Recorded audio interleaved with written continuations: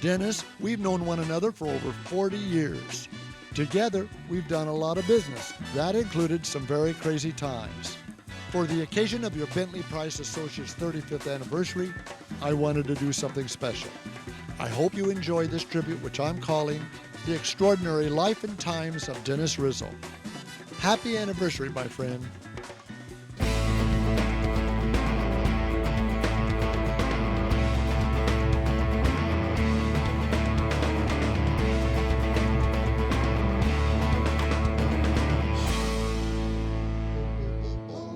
Let's start on the streets of Brooklyn. You and your brother Paulie grew up in New York in the 50s and early 60s. From the stories you've shared from those days, I can smell the fresh baked bread, the garlic, and the sweet noise of people and traffic coming and going. I grew up in Indiana, but I wish I had been your Brooklyn neighbor. I know we would have spent many hours on our stoops and become fast friends. I don't know a lot about your early years in Miami. I know that your family moved to Florida sometime in your mid-late teens. What I recall are the stories you've shared with me of living in the shadows of those big beachside hotels along Collins Avenue. When I asked about your first job in the hotel business, the first time you told me the story, it was that your best friend's dad gave you the hookup. It was only later that you mentioned your best friend was Buddy Lansky and that his dad was Meyer Lansky. During those days at the Aztec Hotel, you spent hours listening to Mr. Lansky tell stories, most of which you can't repeat. It helped that you were both Brooklyn born and raised. Like a lot of young men in the 60s, you found yourself in Vietnam. I think that had you been able to stay on the hotel track, you probably would have ended up at the top of the industry even faster. But I also know you credit your training in the Marines as having had a great influence on your penchant for discipline and procedures. Like a lot of guys in the 60s and early 70s, it seems to me that you really grew up in the military. Again, I don't know a lot of details about your time after the Marines, but I do know you got back in the Miami Beach hotel business working with Bernie Berkison, the owner of the Singapore, Sans Souci, Newport, the Aztec, and several other high-class resorts.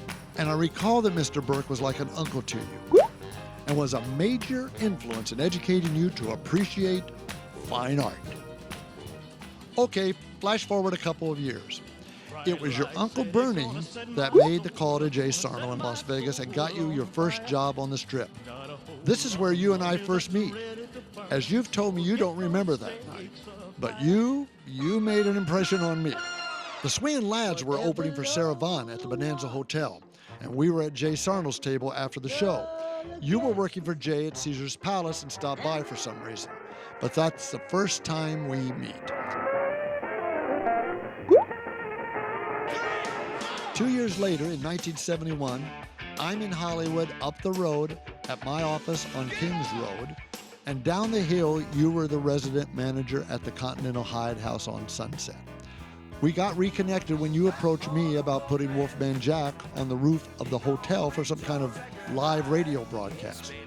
I think that was the real beginning of our long friendship. Man, those were really good times. Sunset Boulevard was jumping, and we were right in the middle of it. The celebrities, the music, the girls. Rodney Bingenheimer was the mayor of the Sunset Strip and ran that nightclub where he kept his harem. Just last week, I met with Rodney at his office where he was holding court, and of course he asked me, "How's Rizzo?" During those years, we were a close-knit neighborhood of businesses. My office staff could run down to your hotel, Carney's, or the Comedy Store and borrow a quart of milk or a cup of sugar. Your night manager, I forget her name, would send your celebrity guests down to Barney's Beanery in the middle of the night where they kept a booth reserved, and I couldn't believe this, that you had had a sign made that read, "For Hyatt Hostages Only." At some point, you opened Hyatt's first 24-hour restaurant, and that's when you came up with that famous line, "After midnight, the elevators stop running and our hotel goes up and down." That place totally rocked. And that was the beginning of the Riot House on Sunset. I remember watching you and Keith Moon playing ping pong in the Hyatt parking garage. Oops. Lolly Vegas from Redbone died last year, but you know his passing brought memories of happier times when Lolly would drag you to those poker games all the way to the Normandy Casino in Gardena. Some of my fondest memories are when we would congregate late at night in that back section of your hotel's restaurant. I especially remember Elmer Valentine, owner of the Whiskey, and all those amazing comedians hanging out with us after the Comedy Store closed. At the first of the year, you were promoted to general manager of the Beverly Rodeo Hyatt, and you brought many of your film and recording artist guests with you, including your concept of combining a rap party and a movie premiere promotion at the same hotel. Great stuff. By summer 1973, the Almeida brothers walked into the Beverly Rodeo Hyatt and recruited you to be the general manager of their San Diego LeBaron Hotel, then moved you to their new multi-million-dollar LeBaron property right next to Knott's Berry Farm in Buena Park. That was your first time to actually build a hotel from the ground up. Do you remember that we combined your goodbye party with our early LA premiere for George Lucas's American Graffiti? Lonnie Napier sent me his photos from that night. The cast, crew, Wolf, and your rodeo staff over the years, as you can imagine, always recall this particular party. You were in your mid-20s. I was in my... Well, never mind. I'm happy that you and Wolf, two boys from Brooklyn, became such close friends after the American Graffiti party, because it set all of us up for some great times in later years. Wolf once said to me, "Dennis Rizzo is a guy who knows how to make everyone feel like they're the most important person in the room." My God, that one sounded like Wolf. Dennis, Wolfman was right. You really are the ultimate host, which has given me an appreciation for what a VIP hospitality experience is really supposed to be. While you were still managing the LeBaron Hotel in San Diego, I was making plans to move Wolf to WNBC Radio in New York, which became another time in our lives that we were riding high. I asked you to get involved, and you said yes. In fact, I negotiated Wolf's contract with Perry Bascom from New York at your hotel, and you were there for the signing. Okay, here's a vignette for you. You, me, and Wolf arrive at LaGuardia and jump in our limo to head into the city. All I can think about is checking into our hotel and getting calls made. But you and Wolf decide we're going to Brooklyn to cruise the old neighborhoods. Honestly, I think that was very cool. We sat in that limo on some side street, eating Nathan's hot dogs, drinking Dr. Brown's, and listening to some Latin music station on the radio.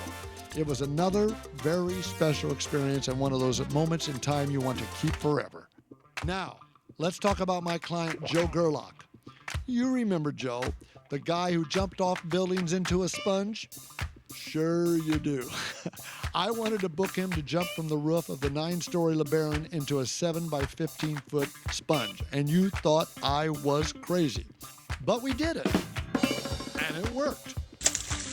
He lived.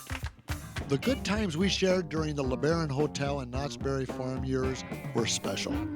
You were a terrific sponsor and friend when Wolf and I were hired to produce the annual Halloween Haunt shows. Your staff's hospitality during the rehearsals and nightly performances were always first class. But you outdid yourself with those hot and wild after-show parties at the Jabberwocky.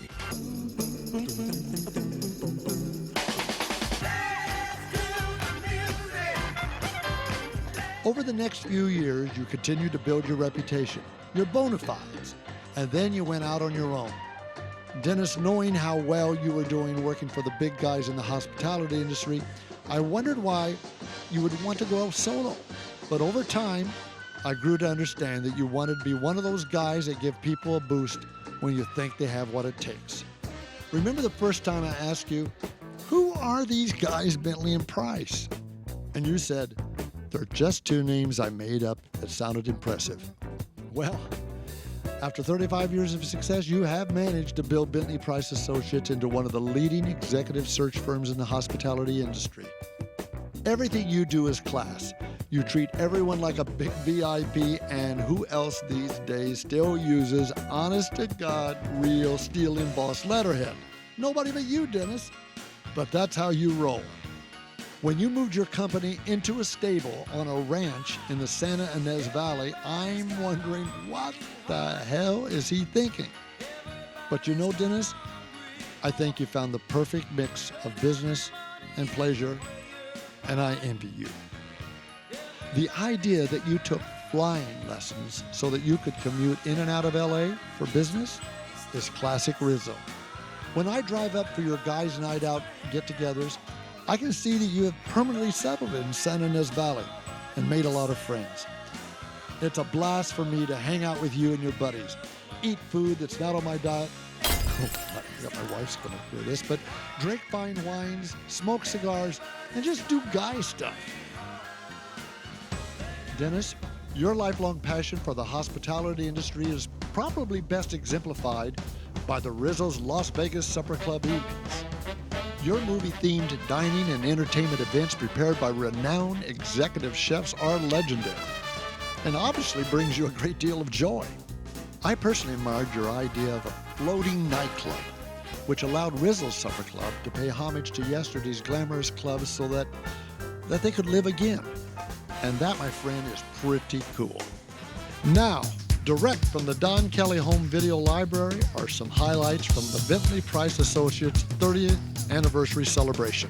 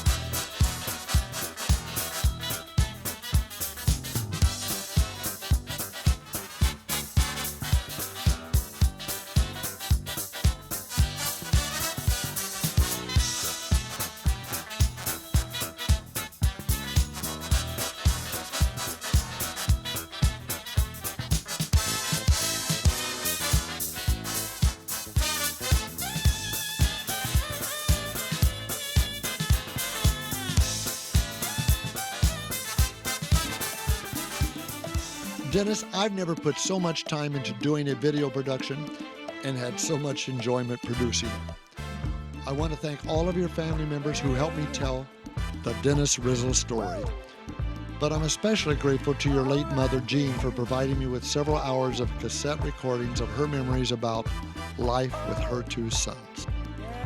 Well, there it is, in words and pictures, the extraordinary life and times of Dennis Rizzo. You have had such an amazing journey. For the continued success of Bentley Price Associates, to your health, and the many new adventures we've yet to experience.